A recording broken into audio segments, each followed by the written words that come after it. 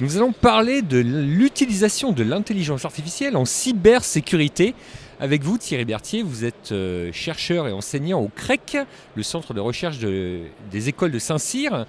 Alors dites-nous, pourquoi utilise-t-on l'intelligence artificielle en cybersécurité ? Alors on commence à utiliser l'intelligence artificielle dans cybersécurité depuis quelques années. D'abord pour sécuriser les systèmes, pour construire des défenses intelligentes et qui s'adaptent à la menace.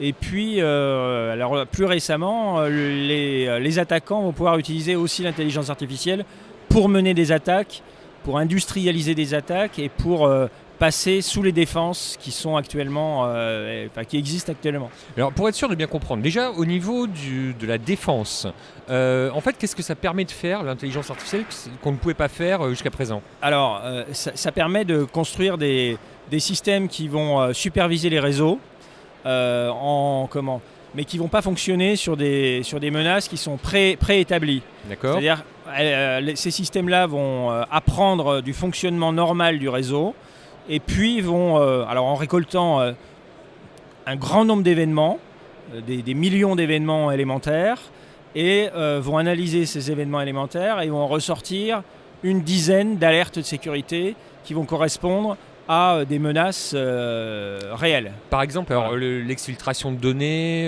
ce genre de choses, c'est ça ? Typiquement, oui, par exemple, il n'y a pas que, évidemment, mais l'exfiltration de données, l'affaire Snowden, par exemple, aujourd'hui, avec un système qui utilise l'User Behavior Analytics, donc l'analyse des utilisateurs comportementales, ce serait très difficile à exfiltrer. Enfin, ce qu'a fait Snowden en sortant de la donnée de ces systèmes, de l'intérieur, donc, serait très difficile à mettre en place aujourd'hui avec un système comme ça, sans créer des alertes immédiatement. Et alors, donc vous dites que maintenant, les hackers peuvent utiliser eux aussi à titre offensif, c'est ça ? Voilà, alors ça c'est un peu plus récent, oui. Mais le département sécurité d'IBM a démontré à la dernière Black Hat, donc dans sa démonstration, ce qui s'appelle Deep Locker, a montré qu'il était possible d'encapsuler des malwares dans une couche qui intègre de l'apprentissage statistique, donc du machine learning, pour rendre intelligent une charge virale.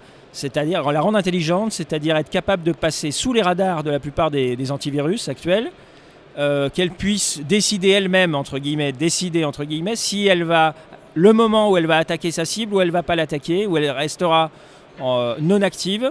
Et puis l'IA sert aussi pour rendre l'attribution bien plus compliquée, c'est-à-dire la rétro-analyse côté, cette fois-ci, une fois que l'incident a eu lieu, une fois que l'attaque a eu lieu, côté défense, il sera très difficile de rétro-ingénierer l'attaque parce que l'IA justement permet de camoufler et de brouiller les pistes. Est-ce que nous devons nous inquiéter ? Comment ça va évoluer tout ça ? Alors s'inquiéter, à mon avis non, mais c'est un vrai pas complémentaire qui change, disons, la nature de la menace et qui rend la menace plus intelligente.